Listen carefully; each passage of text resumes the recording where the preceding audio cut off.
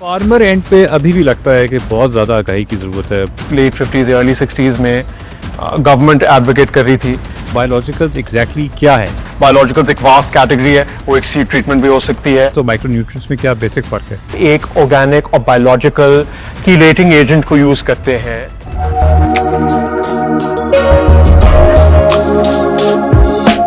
बिस्मिल्लाहिर्रहमानिर्रहीम, अस्सलाम वालेकुम नाजरीन, कहो सिंजेंटा ज़रूरी पॉडकास्ट में एक बार फिर खुशामदीद। मैं हूँ आपका होस्ट फरहानुल हक। नाजरीन, अगर 2 दहाइयों पहले जाएं और क्रॉप इनपुट्स की बात करें तो ज़्यादातर बीज, दवाई और खाद की बात होती थी, और थोड़ा थोड़ा मज़ीद तरक्की हुई, आगे बढ़ते गए तो स्पेशलिटी प्रोडक्ट्स का नाम सामने आया। इसमें स्पेशलिटी फर्टिलाइजर्स थे, बायोस्टिमुलेंट्स थे, अमाइनो एसिड्स थे। और कुछ साल पहले एक टर्म इस्तेमाल होने लगी बायोलॉजिकल्स की। अब बायोलॉजिकल्स असल में है क्या, बायोलॉजिकल्स के क्या फ़वाइद हैं, इस पे हमने थोड़ी बहुत बात की थी अपनी पिछली एपिसोड में, जब हम तैमूर मलिक साहब के साथ बात कर रहे थे ऑन रीजनरेटिव एग्रीकल्चर। लेकिन हम ये चाह रहे थे कि क्यों ना बायोलॉजिकल्स के ऊपर एक पूरी एपिसोड डेडिकेट की जाए और आप लोगों को ज़्यादा आगाही दी जाए कि बायोलॉजिकल असल में है क्या, इनके क्या फ़वाइद हैं और क्या फ्यूचर है बिलखसूस हमारी फार्मिंग में।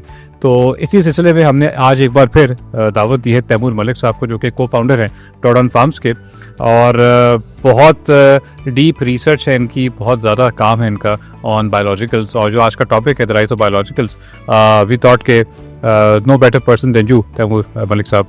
Welcome to the show once again. जी, अस्सलाम वालेकुम फरहान साहब, thank you very much for having me here today. I am very glad that we are doing this again, और ख़ास तौर पे एक ऐसे टॉपिक के बारे में जिसमें मैं बड़ा पैशनेट हूँ, जो कि बायोलॉजिकल्स है। तो तैमूर साहब, पहला सवाल मैं करना चाहूँगा आपसे, बड़ा ही बेसिक किस्म का, वो ये कि अगर हम डिफाइन करना चाहें बायोलॉजिकल्स को, तो बायोलॉजिकल्स एग्जैक्टली क्या है? क्या ये कोई खाद है? क्या ये कोई दवाई है? क्या ये कोई सी ट्रीटमेंट है? What exactly is biologicals? इस पर रोशनी डालिएगा। आपने बड़ा इंटरेस्टिंग सवाल पोज किया, और आपने कहा कि बायोलॉजिकल्स क्या ए है या बी है या सी है, और फ्रैंकली स्पीकिंग वो ऑल ऑफ द अबव है। बायोलॉजिकल्स एक वास्ट कैटेगरी है, वो एक सीड ट्रीटमेंट भी हो सकती है, वो एक क्रॉप प्रोटेक्शन भी हो सकती है, वो एक न्यूट्रिएंट, माइक्रो और मैक्रो न्यूट्रिएंट का स्टैक भी हो सकता है। द मेन थिंग इज मैं बायोलॉजिकल्स को 3 वर्टिकल्स में डिवाइड करता हूँ: बायोस्टिमुलेंट्स, न्यूट्रिएंट्स माइक्रो और मैक्रो, और क्रॉप प्रोटेक्शन। और ये तीनों का जो कॉमन आई थिंक डिनोमिनेटर बनता है वो ये है कि ये बायोलॉजिकली डिराइव्ड होना चाहिए। कोई भी सब्सटेंस, कोई भी न्यूट्रिएंट या बायोलॉजिकली इंस्कॉन्स्ड होना चाहिए, और इसके भी कुछ नुआंसेस हैं, उन पे हम अभी डीप डाइव करेंगे। लेकिन जो मेन चीज़ टू बेयर इन माइंड है वो ये है कि बायोलॉजिकल्स एक वास्ट कैटेगरी है। They have existed for a while, कुछ दहाइयों से बायोलॉजिकल्स एग्जिस्ट करते हैं, including crop protection. Neem oil for example has existed for a while and it's being used. लेकिन जो स्पीड और स्केल ऑफ इनोवेशन हुई है पिछले चंद सालों में, वो बहुत वास्ट है और वो एक्सेलरेट हो रही है, जिसकी वजह से बायोलॉजिकल्स की अडॉप्शन ना सिर्फ एक्सेलरेट हो रही है बल्कि मेरे ख्याल होती रहेगी। ओके, ठीक है, thank you very much. I think बहुत क्लियर जवाब था ये, और बहुत ज़्यादा क्लैरिटी हुई हमें तैमूर साहब के जवाब से। और मज़ीद ये कि तैमूर साहब ये बताइएगा कि मेरे पहले सवाल से लेकर दूसरा सवाल है कि क्या वजह है कि बायोलॉजिकल्स मशहूर हो रहे हैं, पॉपुलैरिटी इनको मिल रही है? ऐसा क्या फ़ायदा है जो बायोलॉजिकल्स दे रहे हैं हमारे फार्मर्स को? जी फरहान साहब, दैट्स अनदर ग्रेट क्वेश्चन कि बढ़ोतरी क्यों हो रही है बायोलॉजिकल्स की, और फार्मर इसको क्यों अडॉप्ट कर रहे हैं, क्यों करना चाहिए। हमारे ऑडियंस को एक हम थोड़े से नंबर्स बताते हैं कि इसकी मशरूमिंग हो कितनी रही है।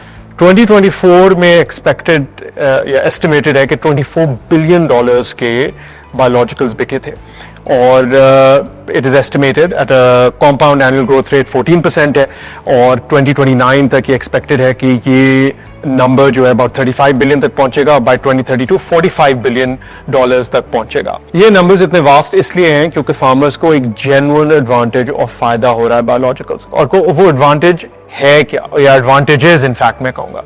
देखिए, बायोलॉजिकल्स जो कि राइट प्लेस और राइट टाइम में अप्रोप्रिएट बायोलॉजिकल्स जब हम इस्तेमाल करते हैं, उसके फ़वाइद फार्मर को यील्ड्स में आते हैं। एबायोटिक और बायोटिक स्ट्रेसेस, यानी कि चाहे वो कोई एक्सट्रिंसिक किस्म का स्ट्रेस हो या फिर वो कोई इंट्रिंसिक किस्म का प्लांट का स्ट्रेस है, कोई डिजीज का स्ट्रेस है, पैथोजन का स्ट्रेस है, या फिर एक्सट्रिंसिक है, ड्राउट टाइप इवेंट हो सकता है, extra watering through cloud burst हो सकता है, हीट वेव्स हो सकती हैं, इस तरह के multiple cascading threats climate change वैसे ही वर्सन कर रहा है। तो बायोलॉजिकल्स की अडॉप्शन इन सब चीज़ों में एक रोल अदा करती है। इनफैक्ट कुछ क्रॉप प्रोटेक्शन में भी रोल अदा करती हैं, क्योंकि मैंने जिस तरह अभी प्रीवियसली भी कहा कि बायोलॉजिकल न्यूट्रिएंट्स का भी बहुत बड़ा रोल है, वो भी एक इम्पॉर्टेंट कैटेगरी है विद इन बायोलॉजिकल्स, और उसका एक बहुत critical link है from all kinds of pest protection along with of course biostimulants as well, और इस पे हम डिटेल डीप डाइव भी करेंगे। लेकिन ओवरऑल एक ओवरआर्चिंग अगर मैं अम्ब्रेला के तौर पे कहूँ तो बायोलॉजिकल्स आपको हर कैटेगरी ऑफ गोल्स जो एक फार्मर के होते हैं, वो क्या गोल्स हैं? वो गोल्स हैं कि यील्ड इंप्रूव हो, क्वालिटी स्पेक्स इंप्रूव हो, प्रॉफिटेबिलिटी इंप्रूव हो, और हर तरह के स्ट्रेसेस चाहे वो बायोटिक या एबायोटिक हैं उससे फार्मर अपनी क्रॉप को बचा सके। तो ये तमाम गोल्स में बायोलॉजिकल्स हेल्प करते हैं, और इसकी वजह से इसकी अडॉप्शन आई थिंक अभी भी काफ़ी बढ़ चुकी है ओवर द पास्ट डेकेड, लेकिन आई थिंक आने वाले 1 से 2 दिहाइयों में बहुत ड्रामेटिकली और बढ़ जाएगी। सही। अगर हम ये बात करें कि बायोलॉजिकल्स और माइक्रोन्यूट्रिएंट्स में क्या बेसिक फ़र्क है, मतलब हमारा अगर फार्मर है उसको क्लैरिटी अगर हम देना चाहें, वो बायोस्टिमुलेंट्स भी करता है, वो माइक्रोन्यूट्रिएंट्स भी करता है, वो बायोलॉजिकल्स भी कर रहा है, क्या मेन फ़र्क है एक माइक्रोन्यूट्रिएंट प्रोडक्ट में और एक बायोलॉजिकल प्रोडक्ट में? जी, ये बहुत एक फैसिनेटिंग क्वेश्चन है, बिकॉज इसका आंसर बहुत येस एंड नो है। बायोलॉजिकल माइक्रोन्यूट्रिएंट प्रोडक्ट्स भी एग्जिस्ट करते हैं। अगर आप एक ऑर्गेनिक और बायोलॉजिकल कीलेटिंग एजेंट को यूज करते हैं as opposed to a synthetic chelating agent such as EDTA, EDTH etcetera, तो वो वास्टली सुपीरियर है in terms of its performance, in terms of its impact on the crop's health, and therefore in the impacts on farmers goals, which as we've just discussed, उसमें yield भी है, उसमें profitability भी है, उसमें abiotic और biotic stresses से बचना भी है, उसमें क्वालिटी स्पेक्स भी हो सकते हैं, स्पेशली हॉर्टिकल्चर में क्वालिटी स्पेक्स बहुत मैटर करते हैं। तो इन सब चीज़ों में रोल अदा करता है कोई भी न्यूट्रिएंट प्रोडक्ट जो या तो बायोलॉजिकली डिराइव्ड है, यानी न्यूट्रिएंट्स देमसेल्व्स बायोलॉजी से या किसी बायोलॉजिकल और ऑर्गेनिक सोर्स से डिराइव्ड है। अब वो ऑर्गेनिक सोर्स क्या हो सकती है? वो ऑर्गेनिक सोर्स एक किसी किस्म का मन्योर हो सकता है, इंसेक्ट फ्रास हो सकता है, किसी किस्म का वर्मी कंपोस्ट हो सकता है, उसका एक्सट्रैक्ट हो सकता है, सिमिलरली गुआनो हो सकता है जो कि एक बर्ड मन्योर है। इस तरह की मल्टीपल कैटेगरीज एग्जिस्ट करती हैं जिससे आप चाहे वो वेजिटेबल सोर्सेज हो, एनिमल सोर्सेज हो, जिनसे आप न्यूट्रिएंट्स एक्सट्रैक्ट कर सकते हैं। तो इस तरह के सिनारियोज में बायोलॉजिकल्स का इस्तेमाल इसलिए बहुत ज़रूरी है, including nutrient based biological products. Taimur साहब, पिछली एपिसोड से मुझे याद है हमने क्लाइमेट चेंज के ऊपर खासी बात की थी, और आपने एक अच्छी एग्जांपल भी दी थी of the US I think, जिसमें बायोलॉजिकल्स के जो फार्मर्स थे वो सिवियर फ्लडिंग से दे वर प्रोटेक्टेड। क्लाइमेट चेंज को अगर देखा जाए तो बायोलॉजिकल्स क्या किरदार अदा करते हैं? We also talked about a product contest जो कि सिंजेंटा के पोर्टफोलियो में है, जो कि abiotic stress, heat stress, water stress, हर तरह के जो स्ट्रेसेस हैं उससे क्रॉप को प्रोटेक्शन देती है। तो क्लाइमेट चेंज एंड बायोलॉजिकल्स, इसको आप कैसे देखते हैं? How do biologicals give protection against climate change? जी फरहान साहब, आई थिंक क्लाइमेट चेंज की जो डेविस्टेशन है वो दुनिया में ऑब्वियसली बढ़ती जा रही है। It's become a very real phenomenon. जब हमने ये काम अपना शुरू किया था 2016-17 में, उस वक्त मैं क्लाइमेट चेंज की वार्निंग्स दे रहा था, और हमने बल्कि अपना थीसिस ये बनाया था कि हमने फार्मिंग सिस्टम्स ऐसे बनाने हैं जो ना सिर्फ क्लाइमेट रेजिलिएंट हो बल्कि सोल्यूशन टू क्लाइमेट चेंज बन सकें, जिसमें हम एक drawdown का मकसद ही ये है। It's a farming system where we are drawing down carbon, putting it into soils, putting it into trees that are around our farmland or our farm fields. That was the goal, but I think it's become very, very real. ये बहुत गंभीर होता जा रहा है मामला, और इसमें बायोलॉजिकल्स एक टूल ऑफ मैनी टूल्स हैं जिसका इस्तेमाल प्रॉपर्ली किया जाए तो ये बहुत इम्पोर्टेंट एक रोल अदा कर सकता है क्लाइमेट के इम्पैक्ट्स को मिटिगेट करना, ज़्यादा रेजिलियंस पैदा करना। आई थिंक वो बायोलॉजिकल्स इन पर्टिकुलर जो कि सॉयल के लिए बेनिफिशियल हैं, चाहे वो माइक्रोबियल इनोकुलेंट्स हों या प्रीबायोटिक्स हों फॉर द सॉइल, वो बहुत ज़रूरी है। ये भी एक बहुत वाइटल कैटेगरी है जो माइक्रोबियल कैटेगरी है। एंड माइक्रोबियल कैटेगरी ऑब्वियसली एक प्लांट के दो माइक्रोबायोम्स है, एक सॉइल माइक्रोबायोम है ऑब्वियसली जो कि इन एंड ऑफ इटसेल्फ एक लिविंग थिंग है, और फिर एक माइक्रोबायोम एग्जिस्ट करता है जो प्लांट के ऊपर है जिसको फाइलोस्फीयर भी कहा जाता है। और आप कुछ बड़े अच्छे कटिंग एज बायोलॉजिकल्स फाइलोस्फीयर बेस्ड पे आ रहे हैं, आप उनको अप्लाई करते हैं प्लांट की लीफ सरफेस पे, और for example they could there are certain types of microbes जो कि atmospheric nitrogen को absorb करके plant को through the leaf surface he provide कर सकते हैं। That's very very useful, right?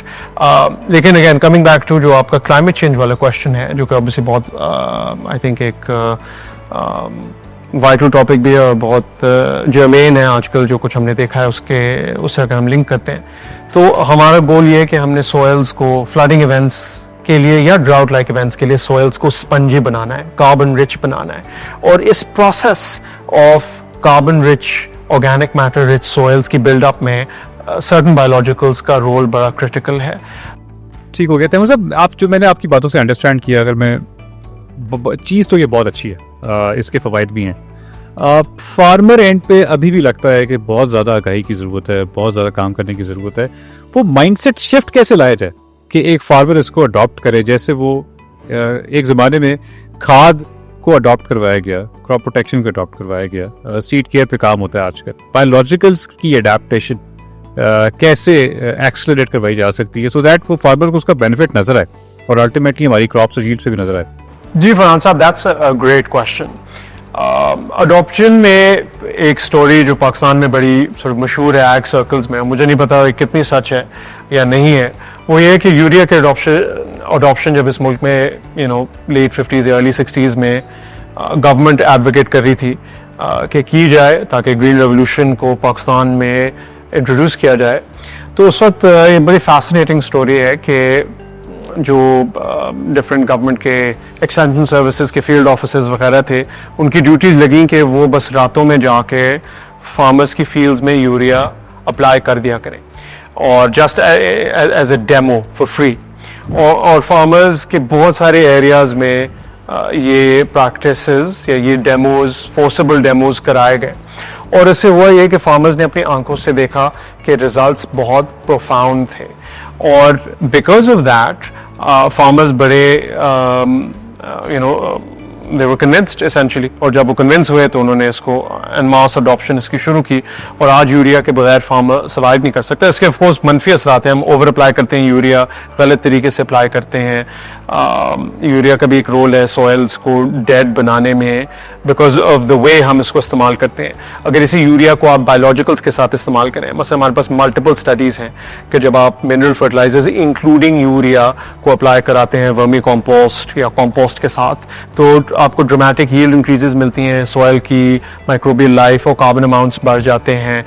But again coming back to the adoption piece, I think जब farmers अपनी आंखों से इसकी यूटिलिटी देखेंगे तो तभी ये चेंज आएगा। एंड आई थिंक ग्लोबली ये चेंज आ रहा है, तभी मैंने जो भी नंबर्स शुरू में कोट किए, हमें प्रोजेक्शंस नजर भी आ रही, बट आई थिंक इन प्रोजेक्शन से ज़्यादा बेहतर अडॉप्शन प्रॉबली होगी over the coming decade. This number is going to be fast because I think most things are going to become biological over time. अच्छा, एक चीज़ जो मैं अक्सर सोचता हूँ और थोड़ी क्लैरिटी मेरे ख्याल से यहाँ बिल्ड करने की ज़रूरत है, वो ये कि क्या बायोलॉजिकल सीपी को कभी रिप्लेस करेगा या बायोलॉजिकल सीपी को कॉम्प्लीमेंट करता है? व्हाट एग्जैक्टली क्या डिफरेंस है और इसको फ्यूचर में आप कैसे देखते हैं? जी फरहान साहब, that's a tough question to answer. I think my view on this is कि ये कॉम्प्लीमेंट्री भी है और अल्टीमेटली रिप्लेस भी कर सकता है। उसकी वजह ये है कि हमारे जो बहुत सारे क्राइसिस हैं पेस्ट मैनेजमेंट के और इवन डिजीज मैनेजमेंट के, वो इंट्रिकेटली लिंक्ड हैं प्लांट की न्यूट्रिएंट अब्जॉर्प्शन में। एंड ऑफ कोर्स इसमें सॉइल का रोल है, soil microbial life, soil food web का डेड होना, लेकिन ऑल्सो न्यूट्रिएंट्स की अनअवेलेबिलिटी फॉर प्लांट्स एक बहुत बड़ा रोल अदा करती है। हमारे पास मल्टीपल फॉर एग्जांपल स्टडीज मौजूद हैं of the role in protection जो डिफरेंट न्यूट्रिएंट्स प्रोवाइड करते हैं। फॉर एग्जांपल मैंगनीज डिफिशिएंसी का बहुत बड़ा रोल है बहुत सारे पेस्ट्स के अटैक में। और मैंगनीज की डिफिशिएंसी, मैंगनीज के प्रोडक्ट्स ही पाकिस्तान में आपको नहीं मिलेंगे, आला प्रोडक्ट से बहुत दूर की बात। तो अगर आपके पास एक बायोलॉजिकली इंस्कॉन्स्ड है, biologically available, biologically chelated manganese product हो, या in fact this goes for all micronutrients, तो प्लांट्स की जो जिसको SAR सिस्टेमिक एक्वायर्ड रेजिस्टेंस कहा जाता है, वो इतनी ड्रामेटिकली बढ़ जाती है कि बहुत सारे issues including paste and diseases तो वहीं पे रिजॉल्व हो जाते हैं। अगर आपके पास प्लांट अवेलेबल सिलिका, आप एक बायोलॉजिकल फॉर्म ऑफ सिलिका दे रहे हैं प्लांट को, जो प्लांट अवेलेबल है, प्लांट की सेल वॉल्स थिकन हो जाएंगी। Same is the case with calcium, जो कि प्लांट अवेलेबल और बायोलॉजिकल फॉर्म में हो और उसकी अपटेक हाई हो, तो प्लांट की सेल वॉल्स जब थिकन होंगी तो जो अटैक होना है उसको पेस्ट से या डिजीज और पैथोजन से, वो ड्रामेटिकली रिड्यूस और इवन एलिमिनेट हो सकता है। तो बायोलॉजिकल्स का इसमें भी बहुत बड़ा रोल है, which is why there are different categories of biologicals, हर एक अपना रोल है। जब आप उन सबको मिक्स करते हैं तो ये हर चीज़ एम्पलीफाई हो जाती है, 1 और 1 11 भी बन जाता है। तो जब आप बायोस्टिमुलेंट्स को biological nutrients in the right form at the right place at the right time से मैरी करेंगे, तो आपकी जो रेजिस्टेंस पाथवेज हैं और रेजिलियंस है वो ड्रामेटिकली बढ़ जाती है। So I think that we are headed to a world जहाँ पे large chunks of crop protection probably unnecessary हो जाएगी, because you're going to have biologicals take its place. And here I don't even mean biologicals जो कि specifically crop protection biologicals हैं, वो उनकी slower development है और वो कब हम उस पर पहुंचते हैं, I think that's going to take some time. लेकिन जो बाकी biologicals हैं और उनमें जो cutting edge innovations आ रही हैं, I think वो ही large chunks of crop protection को probably I think नाकारा बना देंगे. That's my personal view on this. Taimur साहब, इसी से लिंक मेरा एक और सवाल है कि अभी ने बात की बायोलॉजिकल्स की, तो साथ में अब डिस्कशन चल निकली है बायो पेस्टिसाइड्स की, मज़ीद ऐसी प्रोडक्ट्स की जो कि बायो जिनके साथ आता है। तो इस पे ज़रा नज़र डालिएगा कि क्या bio pesticides, bio fungicides, bio weedicides, इस तरह की प्रोडक्ट्स आपको लगता है कि फार्मर की अडेप्टेबिलिटी इसके ऊपर होगी? दूसरा ये कि थोड़ी सी अगर कोई ग्लोबल एग्जांपल हमें दे सकें कि जहाँ पर ये चीज़ें इस्तेमाल हो रही हैं। आई थिंक पाकिस्तान अभी काफ़ी दूर है इनकी अडॉप्शन से, लेकिन क्योंकि हमारे यहाँ ज़्यादा जो मुझे लगता है कि बायोस्टेबुलेंट्स टाइप प्रोडक्ट्स ही जो कि इस्तेमाल हो रहे हैं, लेकिन इन चीज़ों पे क्या आपको लगता है काम हो रहा है, और अगर इसकी अडेप्टेशन हमें चाहिए तो वो हम कैसे कर सकते हैं among the farming community in Pakistan? जी फरहान साहब, ये बड़ा आपने एक टफ पिकल पे अपना अपनी उंगली रखी है, बिकॉज बायोपेस्टिसाइड्स, बायोहर्बिसाइड्स, बायोफंजिसाइड्स, इनकी एफिकेसी के इश्यूज लार्जली रहे हैं, या जो थोड़े से ज़्यादा इफेक्टिव प्रोडक्ट्स निकले भी हैं, they are very very expensive. तो पाकिस्तान जैसी मार्केट्स में आई थिंक इनकी एंट्री पॉइंट मुश्किल है। ये उन मार्केट्स में कामयाब हैं जहाँ या तो रेगुलेटर्स ने कुछ लिमिट्स इम्पोज की हुई हैं, यहाँ पे जो सर्टिफाइड ऑर्गेनिक मार्केट्स हैं जहाँ पे टूल्स ही आर्सेनल में बड़े कम रह जाते हैं। आई थिंक के and I hope and I pray certainly कि over the coming years and decades हमें काफ़ी ज़्यादा critical innovations मिलेंगी जो कि enable करेंगी कि ये भी possible हो सके। लेकिन अभी हम उधर नहीं हैं कि biopesticides, biofungicides और bioherbicides in particular effective हो, and I think that's very very unfortunate, especially because bioherbicides बहुत ज़रूरी हैं, because जो सबसे बड़ा challenge मेरे नज़दीक agriculture में है इस वक्त वो weeds का है, और इसको एलिमिनेट करना वीड्स को इज़ अ ह्यूज चैलेंज। इसमें कुछ एलिमेंट शायद लेज़र वीडिंग रोबोट्स अदा करें, स्पेशली जैसे उनकी प्रोडक्शन बढ़ेगी, उनकी एफिकेसी बढ़ेगी और कॉस्ट कम होंगी, लेकिन उसमें भी मास स्केल अडॉप्शन हम कैसे करेंगे, there all sorts of questions about that. लेकिन as things stand today, you can either do interrow cultivation, जिसके लिए भी आपको एक reasonably high कैपेक्स का सिस्टम चाहिए, जिसमें मैकेनाइजेशन हो, आपके पास इन एन आइडियल सिनारियो आपके पास ऑटो स्टेयरिंग डिवाइसेस हो ताकि इंटररो कल्टिवेशंस हो सकें विदाउट डैमेजिंग योर प्लांट्स। तो I think there are challenges and I think biologicals are going जो क्रॉप प्रोटेक्शन के बायोलॉजिकल्स हैं ये ज़रा मुश्किल होगा रिजॉल्व करना, at least as things stand today, but I think इसमें कुछ कंपनीज बड़ी क्रिटिकल इनोवेशंस पे काम कर रही हैं। ठीक हो गया। I think some very good insightful discussion, अभी तक बहुत अच्छी आपसे बातें हो रही हैं। एक दो चीज़ें मैं और मेरे जहन में थी आपसे पूछूं कि आई एम श्योर बहुत सारी केस स्टडीज़ आपके पास होंगी, जितना माशाल्लाह आप अपने फार्म पे बड़े पैशनेट होकर काम करते हैं, कुछ सक्सेस स्टोरीज होंगी बायोलॉजिकल्स की इन पर्टिकुलर जो आपने अपने एक्सपीरियंस में देखा पिछले कई सालों में। कोई ऐसी success stories in country out of country जो आप हमारे नाज़रीन से शेयर कर सकें, सो दैट ना सिर्फ आगाही हो बल्कि उनके लिए लर्निंग भी हो, और बहुत सारे लोग जो अपने फार्म्स पे काम करते हैं वो चीज़ों को इम्प्लीमेंट कर सकें। जी फरहान साहब, आई मीन ये तो आपने एक पेंडोरा's बॉक्स खोल दिया है विद दैट क्वेश्चन, बिकॉज हमारे पास इतनी ज़्यादा at this point case studies and data है from all of the world. लेकिन आपको फ्यू एग्जांपल्स मैं देता हूँ। हमारे अपने फार्मिंग सिस्टम पे हमने एक बायोलॉजिकल फॉस्फेटिक फर्टिलाइज़र को इस्तेमाल किया, और उस फॉस्फेटिक फर्टिलाइज़र जो कि हमने खुद इन हाउस बनाया था through a detail 6 week composting process, जब हमने उसको अप्लाई किया इन आवर सॉइल्स, हाँ, इसने अलाउ किया कि हमने रिड्यूस कर दिया अपना मिनरल फॉस्फेटिक फर्टिलाइज़र ड्रामेटिकली, 50% हमने रिड्यूस किया, और साथ हमने ये cheaper own made biological phosphatic product use किया। और जहाँ पे हमने दोनों को कंबाइन किया था वहाँ पर हमारी यील्ड्स में हमें 21 to 22% इजाफा मिला इन अ मेज क्रॉप, एज अपोज टू जहाँ पर हमने सिर्फ DAP का इस्तेमाल किया था। राइट।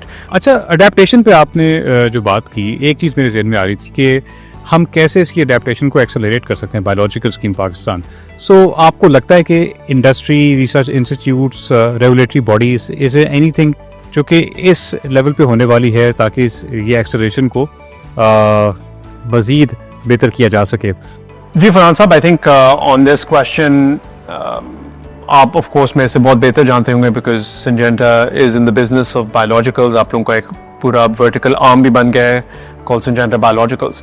तो आपके रेगुलेटरी एनवायरनमेंट पे ऑफ कोर्स आपका बूर मेरे से ज़्यादा होगा, but from what I have gathered so far, Pakistan का जो रेगुलेटरी फ्रेमवर्क है वो बायोलॉजिकल्स के लिए इतना मुफीद नहीं है, और उसको तकवीत डेफिनेटली नहीं दे रहा, because companies are not allowed to have too many biologicals. From what I understand, there are all kinds of critical problems in introducing new biologicals. The testing standards are very high and very long-winded. जबकि ये एक ऐसी चीज़ है जिसमें speed and scale की ज़रूरत है। मेरा तो ये personal view होगा कि गवर्नमेंट एक biologicals की या पूरी एक रीजन है कि बॉडी बनाए, एडवाइजरी बॉडी बनाए जो कि रिपोर्ट करे directly to the prime minister, and similarly in the provinces उसके वर्जन्स होने चाहिए, बिकॉज एग का एक ऑब्वियसली प्रोविंशियल सब्जेक्ट भी है, और देयरफॉर बहुत ज़रूरी है कि the head honcho of every province जो चीफ मिनिस्टर्स हैं उनको डायरेक्टली वो बताएं कि क्या क्या वो प्रोसेसेस हैं जो कि हम कर सकते हैं एग्रीकल्चर को रेवोल्यूशनाइज करने के लिए। और उसमें एक आई थिंक एलिमेंट जो है बहुत ज़रूरी वो बायोलॉजिकल्स है, उसको किस तरह से हम स्पीड अप कर सकते हैं, एफिकेसी बढ़ा सकते हैं, रिसर्च बढ़ा सकते हैं, बाकायदा all of government holistic approach करनी चाहिए और भरपूर साथ देना चाहिए बायोलॉजिकल्स की जितने भी सिर्फ कंपनीज हैं, रिसर्चर्स हैं, एडवोकेट्स हैं उनको, ताकि इस चीज़ को ड्रामेटिकली आई थिंक बढ़ाया जा सके। तैमूर साहब, बहुत अच्छी डिस्कशन रही आज आपके साथ, और मैंने पर्सनली बहुत सीखा, एंड आई एम श्योर हमारे नाज़रीन ने भी बहुत ज़्यादा उनको आगाही भी ली होगी, सीखा होगा आपसे, बहुत सारे फार्मर्स ने।